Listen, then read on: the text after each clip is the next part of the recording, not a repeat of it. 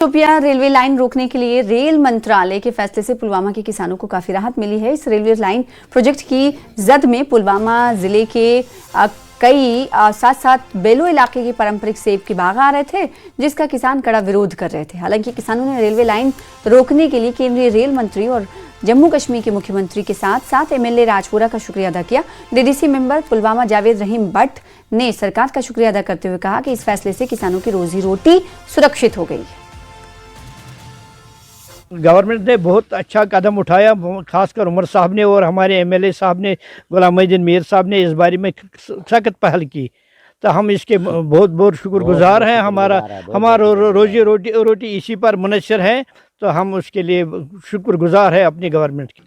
जो कि honourable CM ने जो यहाँ जो लोगों की सेंसिटिविटी को समझा है, उनका जो जरिया मार्च है कि वो पूरी तरह से मुतासिर हो रहा था, उसको समझ है, उसकी जो उन्होंने उसमें खुद ज़ाती तौर पर उसमें जो उन्होंने तजवीज़ रखी है सेंटर रेलवे प्रोजेक्ट के सामने, और उनकी मुदाखलत के बाद इसको रोका गया है।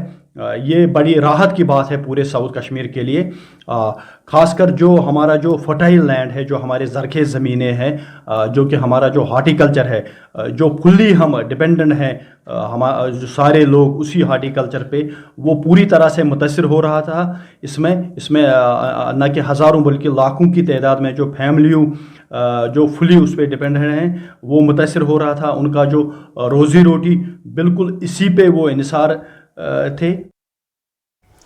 इस्लामिक यूनिवर्सिटी के centre for good governance and policy analysis ने रजिस्ट्रार ऑफिस के साथ मिलकर 2 दिन का कैपेसिटी बिल्डिंग प्रोग्राम ऑर्गेनाइज किया। पहले सेशन में वाइस चांसलर शकीर अहमद रूमशू ने ट्रांसपेरेंसी, अकाउंटेबिलिटी और टेक्नोलॉजी के असरदार इस्तेमाल पर जोर दिया, जबकि रजिस्ट्रार ने बेहतर सर्विसेज के लिए कैपेसिटी बिल्डिंग को जरूरी बताया।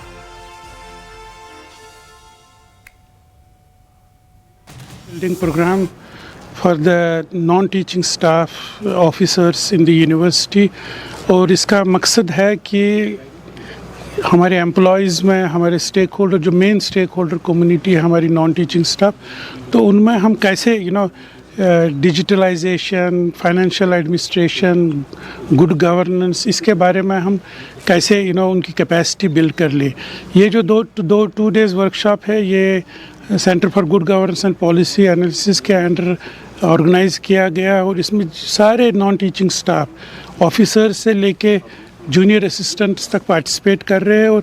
और इसका अगर आप देखें, ये 2 डे वर्कशॉप का जो प्रोग्राम है, every aspect of good governance, financial administration, digitalisation की जितने भी यूनिवर्सिटी लेवल पॉलिसीज़ है, उनको हम कैसे एफिशिएंटली ऑपरेट कर सके, इस हवाले से हम अपनी स्टाफ की कैपेसिटी बिल्डिंग कर रहे हैं। फिलहाल के सारे इस बुलेटिन में इतना ही, लेकिन जम्मू कश्मीर से जुड़ी